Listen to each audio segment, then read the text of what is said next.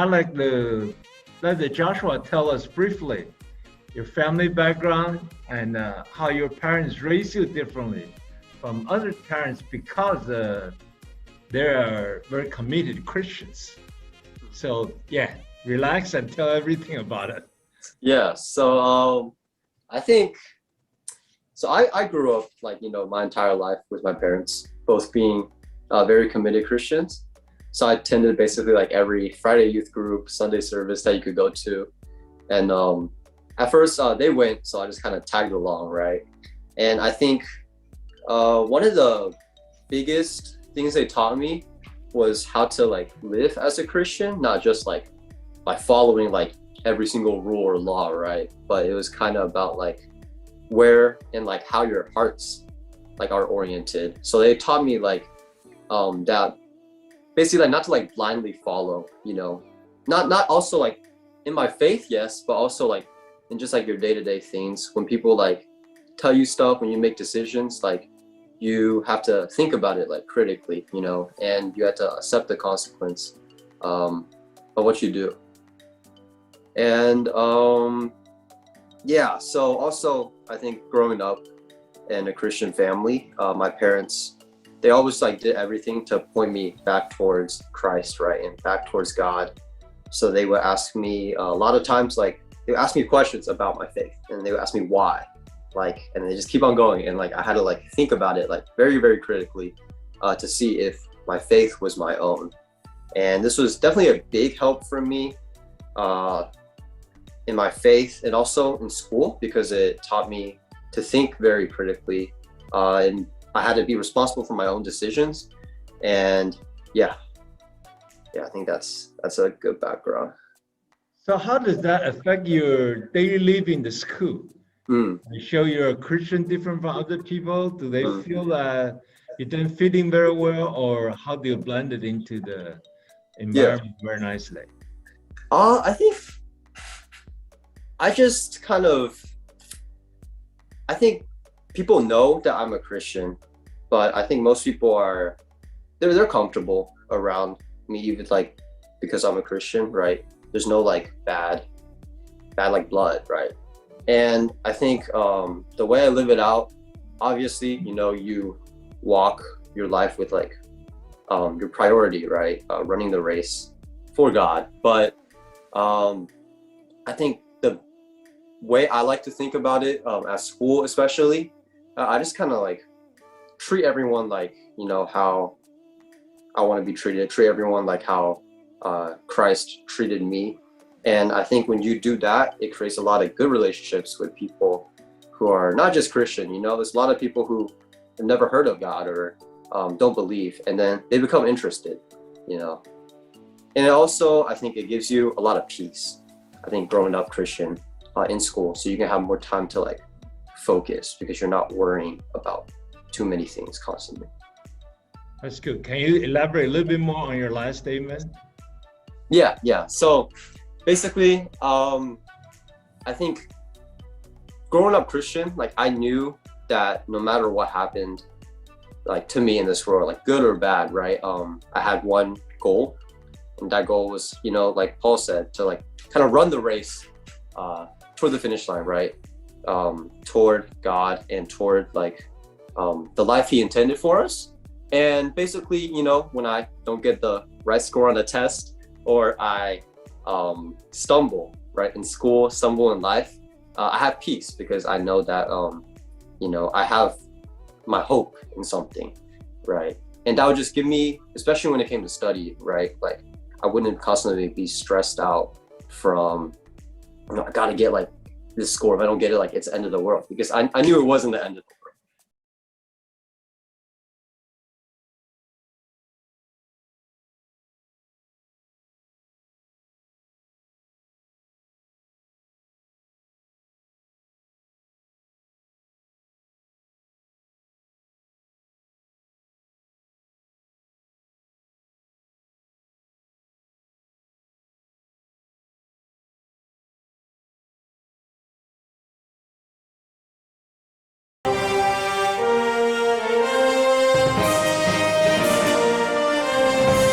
How about your friends in terms of people knowing your Christian faith, do you ever feel like people treat you differently, especially if they may have some quote unquote discrimination or just isolating you because you seem to be so quote unquote Christian? Has that happened? Yeah, so in high school, not as much, but in college, yeah, I think people, they take a lot of subtle jabs and kind of like poke at you quite a lot when they know you're Christian. And you know, a lot of the times they have, they're kind of like, they have like a negative view of Christians, and a lot of times it comes from like politics. So they, yeah, they poke at me, some of my friends at Rice, you know, but I think no one's ever really discriminated against me because I'm a Christian.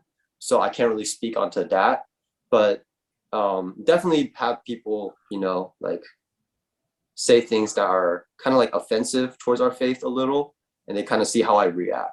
So in those situations, I just, you know, I keep calm because God doesn't need me to defend him, right? So Man, I that's a good point. I just, you know, I listen to what they say, and I just kind of ask them where they're coming from sometimes, and they usually just calm down, and they're okay with it. Yeah. Any other powerful testimony defending for God? We don't need to get all bent out of shape and upset or feeling being personally attacked of any sort. So you're calm, you listen to them. You want to listen and hear from their perspective. I love that. And I think this will go a long way in handling many kinds of conflicts. How about any other, like your faith impact your other journey of life? Do you have a other you like to mention? Yeah. I think my faith, kind of going along the lines we were just talking about, having like the vertical relationship with God. When that's right, I think my relationship with like my parents, my brothers, my friends tend to get along really well. And I also think growing up, you know, and like learning to discover my faith, it helped me, how do I say it? It's like, I think like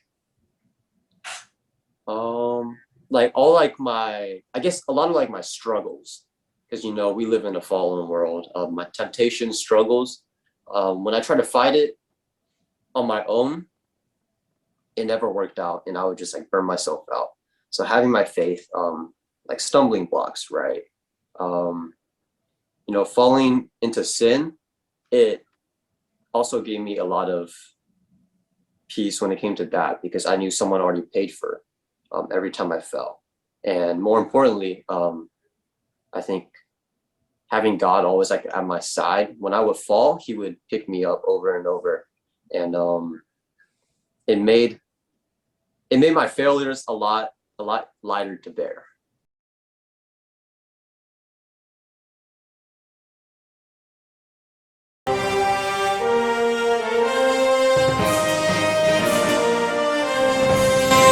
Also, in those times, right? While you're going through it, you have the power above and beyond what you can handle on your own. Yeah. Was there anything else that you experienced or you learned from those difficult times because of your Christian faith? Yeah. So first semester of college, I was in a very, very low spot. First semester, I was struggling academically, struggling relationally. I was dating at the time, right? And I was just not in a good spot. And that was when I kind of learned the power of prayer. So I have like a little story so one day I was feeling really, really sad. I couldn't do any work. I was out of it. And I started praying. I took a walk for like 2 hours, and I was just praying, right? I was like, God, like, I need help, right? I don't know what to say. I need help. And that was basically my prayer for the whole time. I was walking, you know, There were tears in my eyes because it was tough. And literally like the next day, the next week, God kind of just answered my prayer, and he responded to me. I think this was one of those few instances in my life where I could like, it was almost as if like God was speaking to me like direct, not like indirect, like that happens frequently, but like, so basically I was reading my Bible on Wednesday of the next week. And that morning I read Matthew 11:28, right? Come to me, all you who are weary and burdened, and I will give you rest. It was that whole chapter, but that was the part that stuck to me because I was weary, I was burdened, I was not in a good place. And I read it, I was like, he'll give you rest. And a song, so I was in college, so I didn't see my family for half a year. A song that our family really liked was Goodness of God. And it was our family song. So while I was reading that, I had my music in shuffle and the song Goodness of God just came up. And I was like, wow, okay, God, like that helped me. And that night I went to church for a prayer meeting. And lo and behold, someone goes up to share and they talk about how they're going through a tough time, and the verse that's getting them through is Matthew 11:28. And afterwards, the pastor goes up on the stage and goes, all right, guys, let's sing Goodness of God. And I was like, God, thank you. It was just so much relief because I was like, oh man, like he's just speaking to me. And then it didn't stop there. 3 more times that week, that verse and that song came up. Amen. So that really got me through, that tough time. Praise the Lord. I call those pleasant surprises. Oh yeah. All the time. And I experience and can identify with you. God is so good. And then he provides the right song, the right message, the right passage, and the right people at the right place for you at the right time.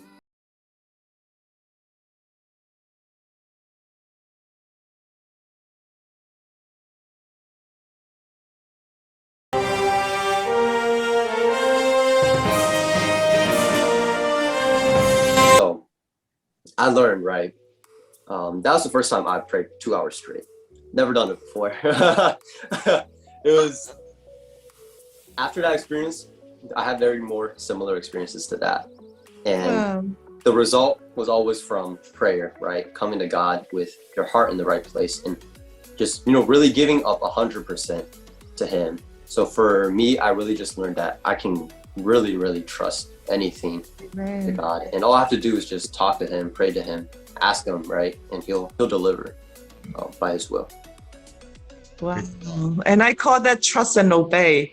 Oh, yeah. So that's the good old hymn, right? Trust and obey, for there's no other way to be happy in Jesus but to trust and obey. And I just love this all the time. It sounds like a simple song, and yet it's so profound, so powerful. And Joshua, that's what you experienced. Mm-hmm. And if you were to help someone who may have a similar struggle, now you have credibility. Mm-hmm. Now you can share what you experienced. Once I had a similar experience. I prayed for 3.5 hours. So usually the human being like us, even Christian, don't just pray that long. Mm-hmm. So usually it's the Holy Spirit intercede. Yeah. I want to pray for you. So you pray with grief and groan, and then eventually you got exactly what you pray for, because Holy Spirit's the one pray for you to God. Now, of course, God gives the Holy Spirit's answer to you. Yeah. So I think that's just a beautiful testimony of exactly what the Bible says. Okay, that's great. And then I remember your father mentioned once you play basketball, and then somebody give you a hard time because you're Asian, say, hey, sounds like, hey, COVID-19, you guys caused everything. Yeah. What was your response, and how did you do that? Okay, yeah. So that time, I'm gonna be honest. Okay, I was a little angry when he said that. He was a young kid at basketball. He was probably in middle school, 6th or 7th grade. And I walked into the gym. I was the only Asian kid there playing basketball, right? And he comes up to me and he said, he's like, he's like pointed at me, like said, "Oh, you got the coronavirus. Stay away from here," right? And I was mad, you know, for like 30 seconds. I was like, "Oh, what am I gonna do? Like, should I like, you know, like I was angry. I was very angry because it wasn't something I wanted people to joke about. But I think in that moment, I had this little voice in the back of my head. Definitely, I think the Holy Spirit speaking is like, he's only a sixth, seventh grader, right? And I'm a college student. And at the same time, you don't know like his background, why he's saying that. Maybe someone taught him wrong, right? And yeah, like I said earlier, I had to calm myself down. So I kind of walked out of the gym, pulled myself down, walked back in. And yeah, he kept on saying it, but I just kind of tuned him out and just kept on playing basketball, you know, put some earbuds in and just let him say what he said. I didn't need to do anything, you know, because I didn't know the kid either. So he wasn't trying to have a conversation. So I just kind of walked away. Yeah.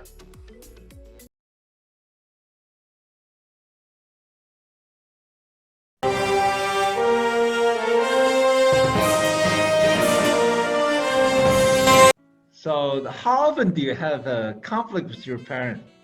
What caused the conflict? How do you deal with it? Yeah. All the youths have conflict with their parents, and I like to hear from your perspective, because we've been from youth a long time ago. Yeah. So, man, I remember the times I had the most conflict with my parents, definitely early high school. Man, I was rebellious. I didn't like what they had to say a lot of the time, and I wanted to go out and hang out every day and not worry too much about school and not worry about, you know, my SAT, preparing for college. I just wanted to hang out. And yeah, my parents my dad, he always told me, he always bugged me about doing my SAT sometimes, you know, because it was junior year. I had to get it done, and the test was coming up, and I knew I had to study. So this is one example. Every day, he kind of like, not every day, but he would sometimes occasionally remind me, "Hey, make sure you do your SAT," right? But he would say that after I had already done it, because he was at work, so he didn't see that I already did it for quite a bit. So I would get annoyed. I'd be like, "Yeah, like, I already did it," and like, you know, I'd be all pouty. And over time, I eventually had a conversation with him, right? I spent some time alone, like thinking about why he said what he did, and I talked to him. We apologized, right? I think the best way to deal with the conflict was just communicate with your parents, because your parents, they want what's best for you, right? He obviously wanted me to work hard, right? Study for SAT and get me to like a good college that I wanted to go to, right? So I wouldn't be disappointed in the future. And that's kind of what he told me. And I told him that you haven't seen me already do it for like 2 hours before you got home, right? So then we kind of communicated, we made it clear where we were, and, you know, conflict was resolved. But I think now I don't have too many conflicts with my parents, mainly because, you know, I'm off in college for almost the whole year. But when I get home, I think, you know, since I'm 19 now, they give me a little bit more free reign to make my own decisions. And they'll give me advice, but they try not to make any decisions for me. Yeah. So if in a few conclusive statement, what would you say to the other youth when they have a conflict with their parents? Yeah. What would you say? Yeah, same as I said before, right? You gotta cool off. Make sure you're not very emotional. Cool off, you know, spend some time alone. Think about what they say, right? Don't just be so stubborn, right? Only see where you're coming from. Try to see where they're coming from. And then after you cooled off, just communicate with them. Talk to them about why, what, you know, how.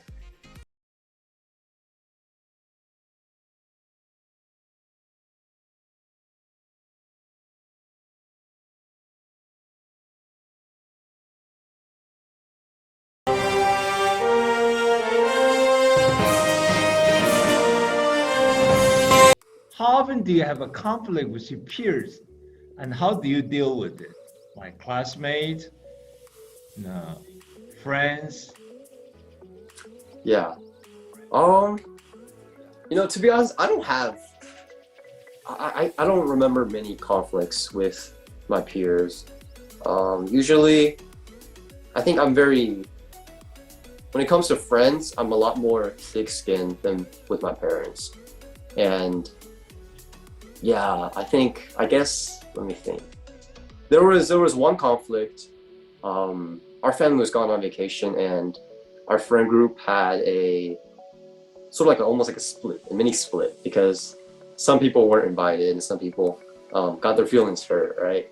So when I got back, like my whole friend group was in like they were very emotional. They were like, oh, we're just gonna hang out with our group. We're gonna hang out with but we used to be like a bigger group, and stuff like that happens in friend groups when not everyone's invited sometimes.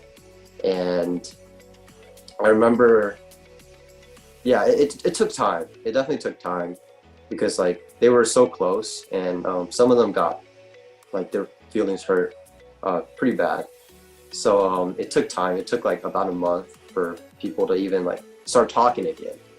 But I think I tried to help them resolve it by kind of just like, I was kind of like a little like mediator between both. I like talked to one side where they came from, talked to the other side, and eventually we got some of them to like talk to each other, and they vented. They talk about what the other side did that they thought was wrong. And like I said earlier, you want to have like a heart to heart. You want to communicate, and especially with your friends, because a friend breakup is basically, it's just as bad as like a dating breakup, in my opinion. When you break up with like a friend and they've been with you for 10 years, like it hurts, so you gotta communicate. In any relationship, you have to communicate, and it takes a lot of courage. I know, to admit you're wrong, to look them in the eye and say, I'm sorry, say, how can we fix this? But you really want to get past that initial, maybe like, I don't want to do this, right? It's scary. You get past that, you talk to them, and I guarantee you things will get better. It's well worth it. Yeah.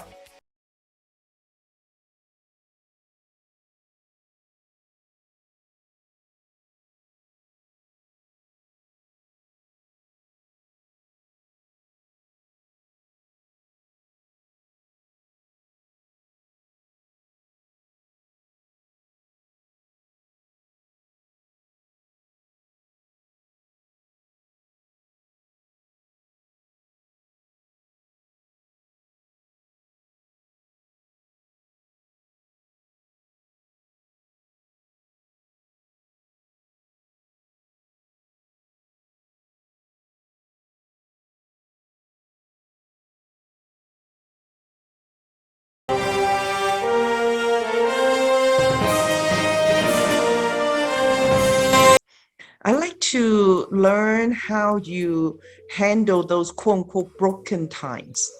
How do you restore that? Who took the initiative? What are some practical tips in communication? Yeah. So there's that question, what would Jesus do, right? Always have that question in the back of your mind. What would Jesus do in every situation? And for my parents, I think it was 60% of the times they would come to me and they say they're sorry. And 40% of the times I would take my own initiative. And I think a good practice, a good skill almost to have, is try to be the first person to initiate, to resolve it, right?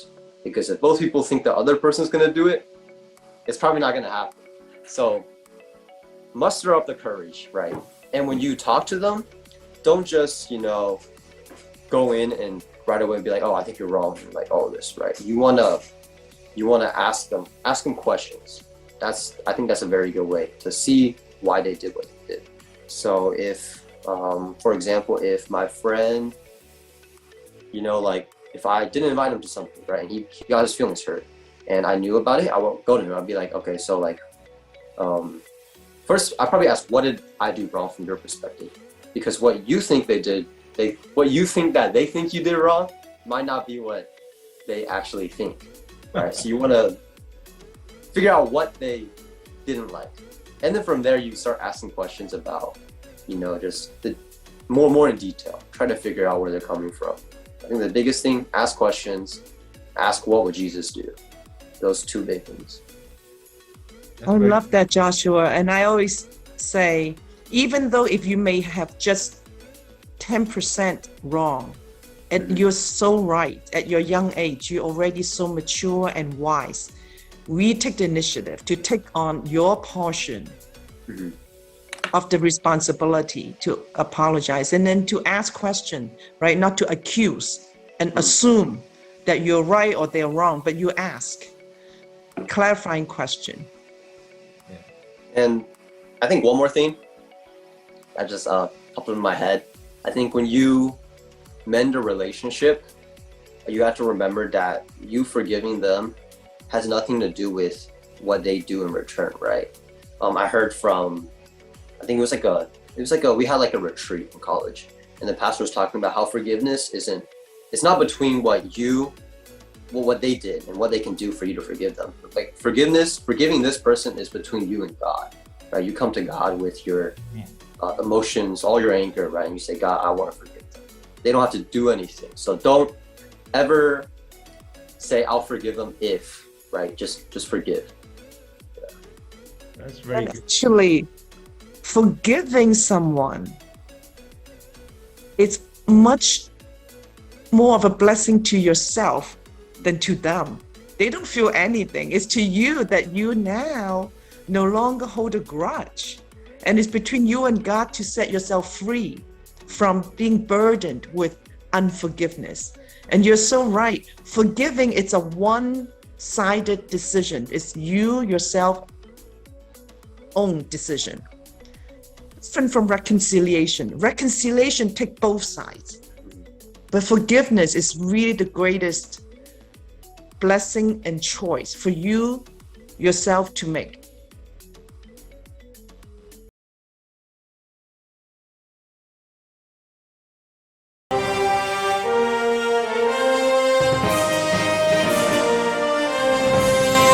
Another thing I think is very important is it's all about God. It's all about God's glory. And it's all about Jesus, that right? And then so from big picture point of view, Jesus said, blessed are the peacemaker. They can be called children of God. So if we want to be children of God, let's make peace for people. Yeah. And then you have much better relationship with God. You get much more blessing from God.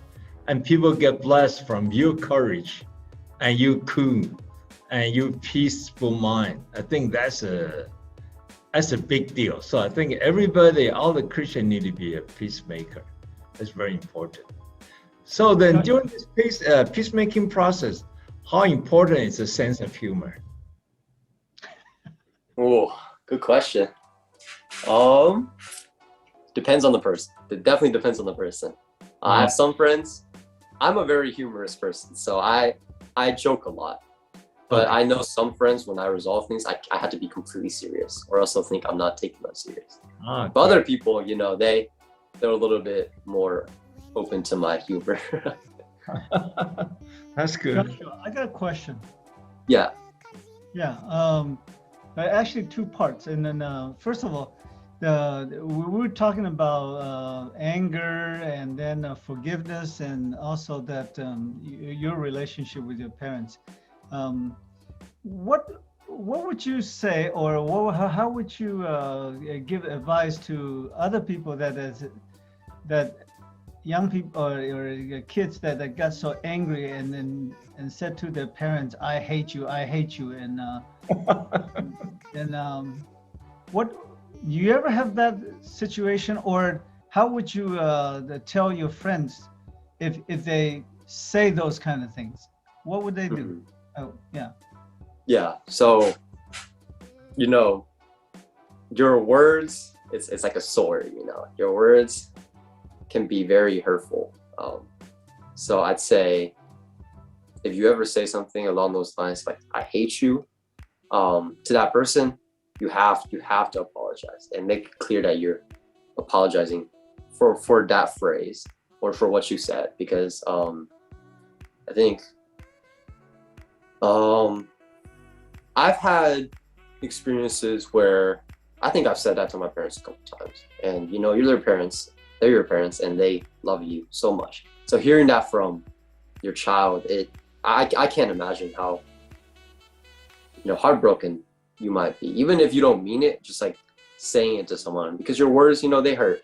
So I think, man, you have to apologize for that. Yeah, apologize, get rid of that bitterness like we were talking about earlier, and forgive them for what they did that you think they did wrong, but you definitely need to apologize for those situations.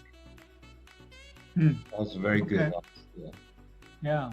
Hey, are you in pre-med? I am pre-med. Well, okay. Yes, sort of. Oh, well, then let me ask you, because I'm a medical doctor as well. So, what is it okay, Ming, that I could ask? I mean, is that what you're gonna ask? So later? actually, that's a part of the question we're going to touch. Part Okay. topic touch next time. Yeah. Okay, then I won't. Yeah. Hey, then coming back, did your parents push you into doing what you want to do, or is it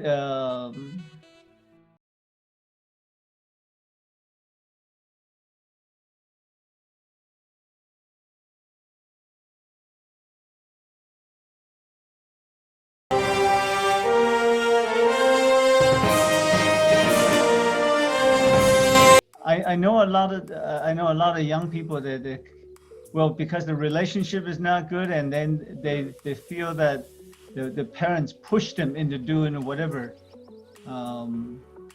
You don't seem to have that problem. Yeah, yeah, my parents, they never really pushed me to do anything. Maybe when I was like really young, and you know, I like obviously didn't have like the long-term vision. Like when I was in elementary school, they sent me to like some like camps that I didn't want to go to, but I think long-term it helped out.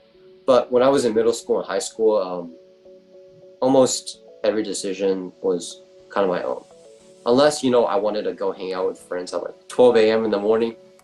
You know, that's a no sometimes, you know, because they'll worry. But the major decisions in my life, yeah, my parents let me make it on my own.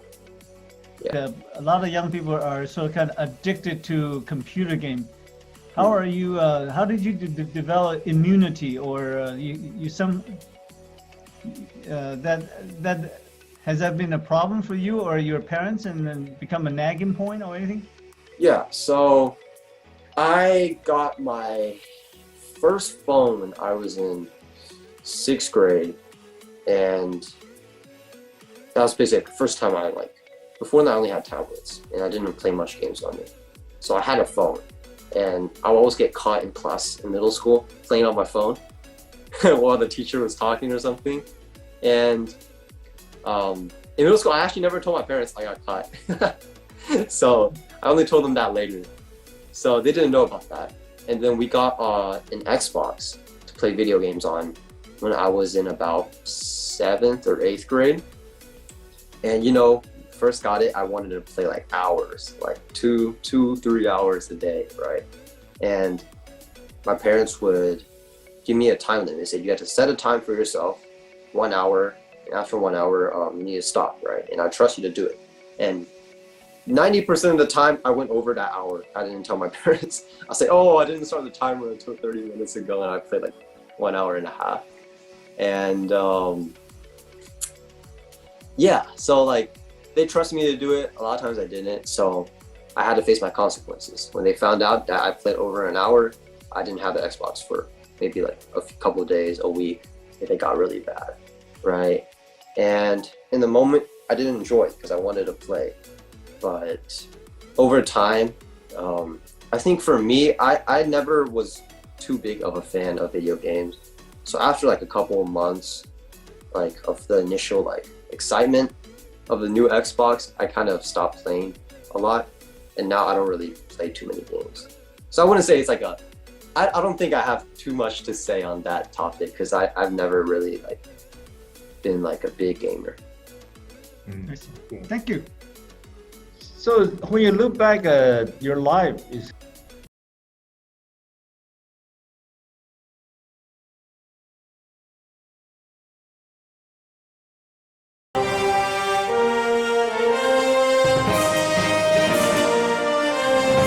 say that your parents sometimes force you to do something you don't like to do.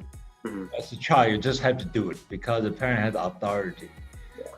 So looking back, do you feel all those things your parent forced you to do actually benefit you later? Hmm. Or it's waste of time? Yeah, I think all of them. I'm trying to think of one that didn't benefit me, but I can't really think of any. I think they all shaped me, you know. Even if they weren't like the best experience, you know, it taught me lessons. And yeah, so the times they like forced me to do something, my dad always told me that safety was one of the most important things, right? So when I was really young, he wouldn't just let me like go out on like a long car trip with someone that like he didn't know, right? Because safety. And for a while, I wasn't able to go any sleepovers because he said safety, right? If he didn't know the family that well, like he didn't trust me to spend the night sometimes. And what else? I'm trying to think of like from an academic standpoint. Like you went all the different kind of camps, different kind of training camp.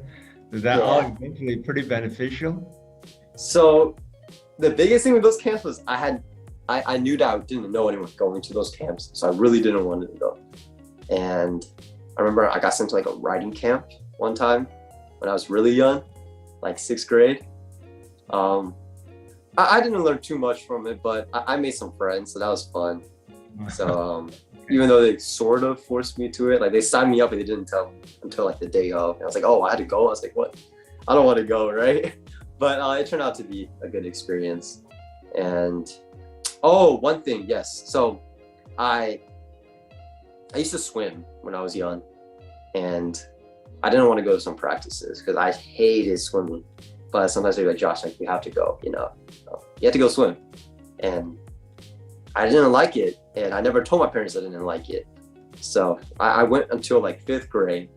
I finally quit, and I can say it was good that they forced me to do it because it taught me a lot of perseverance when it comes to sports. Because then I played basketball in middle school after I quit, and I was able to, you know, push through all the workouts, push through all like the times I was feeling super gassed. So yeah, I think for the most part, all the times they like made me do something, it was for my own good. Yeah.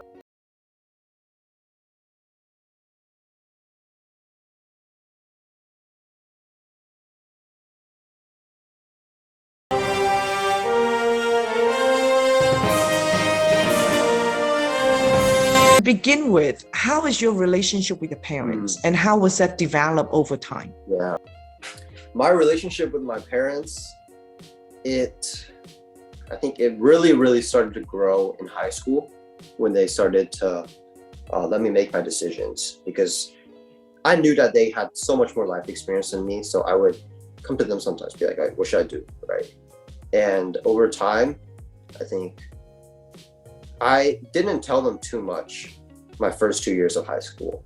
But near the end, nearing junior and senior year, I started to like view them more as friends than like authoritative figures, right? So over time, I started to open up to them, talk to them about my struggles. And I think today, like as of today, I say I trust my mom and my dad. Obviously, I think trust them more than any person in this world. And I say, yeah, I'm most comfortable opening up to my parents because I know that they have like unconditional love, you know, same like in the same way that our Father in heaven has for us. So I think I have a very good relationship with my parents. I talk to them about, I view them as friends, basically. They're like my best friends. Yeah. Allow me to interrupt. You mentioned that sometime in your 3-4 years ago that you and your parents become friends. Hmm. I think a lot of parents would love to have that. And how did that happen? Yeah, I think the biggest thing was just me. Obviously, your parents want to be like very close to you, good friends. But I, didn't want to, right? I thought it was embarrassing sometimes they were there, and I felt more comfortable sharing with my friends at that time than my own parents. So over time, the biggest thing for me was just, I don't know, I think there wasn't like one specific moment that I all of a sudden like felt like, oh shoot, my parents are so wise and like they're so loving. But it was over time, the more times I was honest with them instead of dishonest or like hiding with them, the more I would see their wisdom, and the more I would see that they had really good advice for me. And then the more I would see how much like they loved me. So I think in that regard, it took a lot for me to initiate, for me to start opening up about my life. And then, the relationship blossoms. Because I think your parents are always trying to have that good relationship with you. So for a relationship goes two ways. So you have to meet them there. Yeah. Wow, you just gave me tears in my eyes. So beautiful. I totally appreciate what you shared. And I believe over the years, as you said, your parents always demonstrated unconditional love. Mm-hmm. Always there for you, acceptance. Mm-hmm. They may or may not be doing everything right. Yeah. They're probably not perfect parents. They're great, but no one is perfect. And yet they have invested in your life, and you reflected on it. And then at the few years ago, you finally, something triggered you to open up. Mm-hmm. And to your point, it takes two to tango, right? You take two people to dance, and you are taking your steps. If you were not taking your step, you never enjoy the dance, and you did. And then you took the initiative to respond, and you opened up and you shared. And that really helped to water, like a beautiful flower, right? You help to water the flower and to nurture the relationship.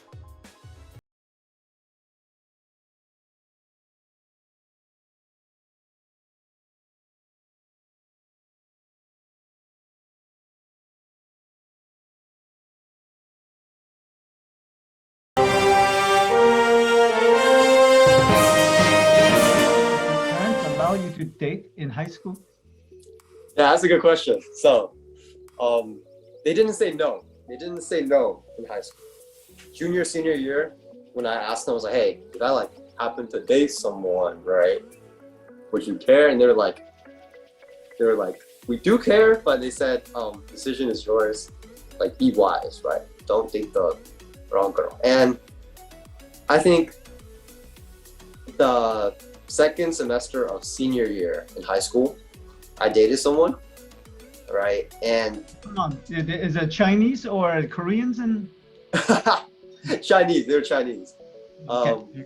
And my problem was I didn't tell anyone about my feelings for this person. So no one even knew I liked this person. And I dated them, I think a little bit too early. At that time, I think my personal identity, like in Christ especially, wasn't as solid as it is today.